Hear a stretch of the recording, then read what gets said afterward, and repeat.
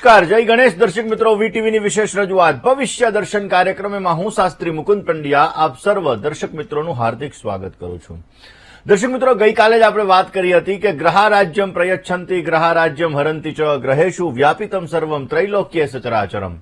મંગળ અને કેતુ એના અંતિમ ચરણની અંદર આવી રહ્યા છે અને આ મંગળ અને કેતુનું અંતિમ ચરણ ક્યાંક ને ક્યાંક જેમ શરૂઆતના ચરણની અંદર સમસ્યાઓ હતી એવી સમસ્યાઓનું સર્જન કરી શકે. અને આપણે ગઈકાલે જ જોયું કે ઇન્ડોનેશિયાની અંદર ભર સમુદ્રની વચ્ચે એક જહાજની અંદર આગ લાગે છે, 283 જણા એની અંદર સવાર હોય છે. તો દર્શક મિત્રો, ખાસ કરીને આ સમયગાળો 28 જુલાઈ 2025 સુધીનો છે.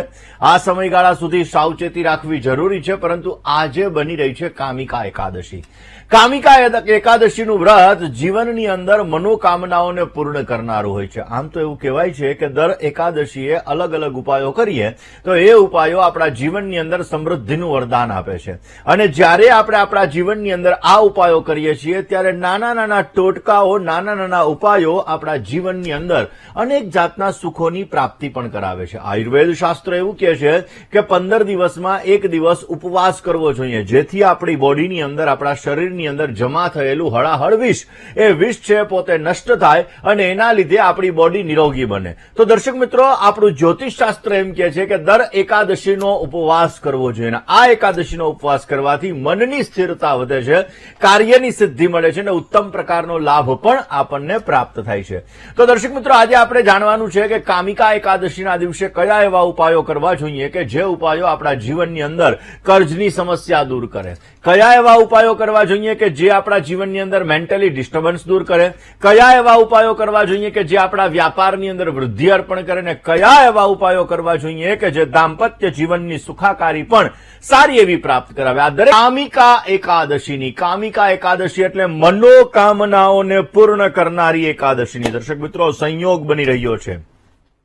કારણ કે ગુજરાતની બહાર શ્રાવણ માસની શરૂઆત થઈ ચૂકી છે અને એ શ્રાવણ મહિનાનો આજે સોમવાર કહેવાય. આમ પણ સોમવાર ભગવાન શંકરનો વાર કહેવાય અને એટલા માટે દર્શક મિત્રો, ભગવાન શિવ અને ભગવાન વિષ્ણુ આ બંનેને પ્રસન્ન કરવા માટેનો આજે ઉત્તમ દિવસ ને એટલા માટે જ્યારે આ કામિકા એકાદશી આવી રહી છે ત્યારે અમૃત સિદ્ધિ નામનો આજે યોગ પણ છે. દર્શક મિત્રો, સર્વાર્થ સિદ્ધિ નામનો આજે યોગ પણ છે ને એટલા માટે આપણા દરેક પ્રકારના કાર્યોને સિદ્ધ કરવા માટે, આપણા જીવનની મનોકામનાઓને પૂર્ણ કરવા માટે, આપણા કાર્યોની સિદ્ધિ માટે આજનો દિવસ ઉત્તમ ગણવામાં આવે.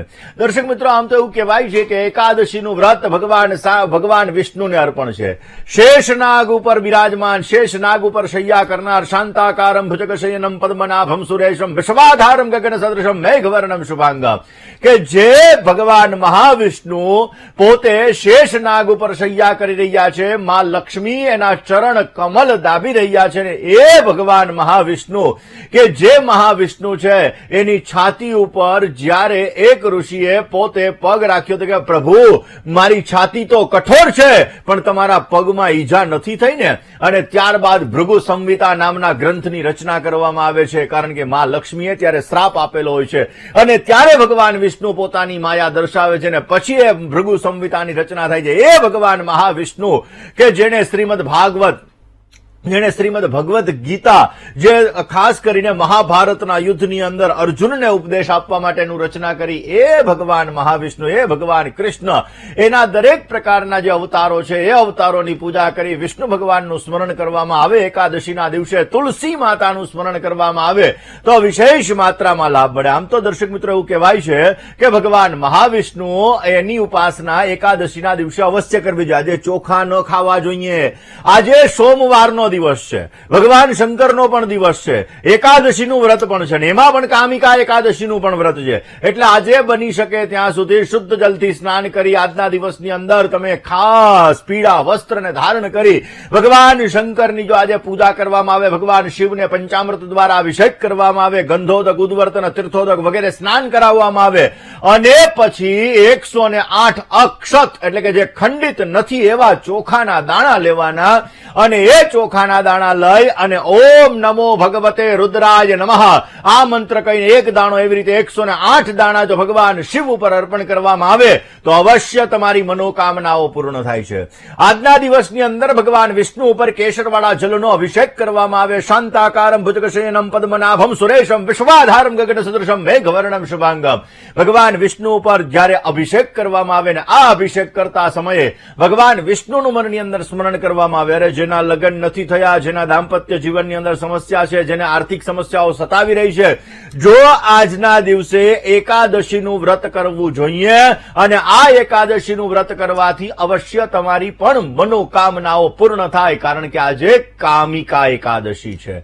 દર્શક મિત્રો, આ કામિકા એકાદશીના દિવસે આમ તો એવું કહેવાય છે કે એકાદશીનું વ્રત દરેક વ્યક્તિએ કરવું જોઈએ, પણ જો તમે વ્રત નથી કરી શકતા તો આજે અક્ષત એટલે કે ચોખાનું સેવન ન કરવું જોઈએ, ભાત ન ખાવા જોઈએ. આજના દિવસની અંદર ભાત ન ખાવ એ પણ તમારા માટે લાભદાયી છે. એકાદશીના દિવસે ફલાહાર ગ્રહણ કરવું જોઈએ. હવે ઘણા બધા લોકો એવું કહે કે ઓહો અમે તો આજે 11નું વ્રત રહ્યા છીએ અને બપોરના સમયે ફરાળની અંદર સૂકી ભાજી, રાજગરાની પૂરી ને વગેરે વગેરે વગેરે વગેરે વસ્તુઓ આવી જાય, એટલે જેને કહેવાય કે રોજ તો ખાલી દાળ ભાત શાક રોટલી હોય અને 11ના દિવસે 32 જાતના ભોજન હોય. તો ફલાહારનો અર્થ થાય તમારે ફળનો આહાર લેવાનો છે, થોડોક આહાર લેવાનો છે. 11ના દિવસે બને ત્યાં સુધી તમે ઉપવાસ રાખો, કંઈ ખાઓ નહીં, લિક્વિડ ઉપર રહો, અને જો લિક્વિડ ઉપર તમે નથી રહી શકતા તો અલ્પાહાર લો, થોડો આહાર લો. આ વસ્તુ કરવાથી પણ ભગવાન વિષ્ણુની અનન્ય કૃપા તમને પ્રાપ્ત થાય છે અને દરેક કાર્યોને અવશ્ય આપણે સિદ્ધ કરી શકીએ છીએ.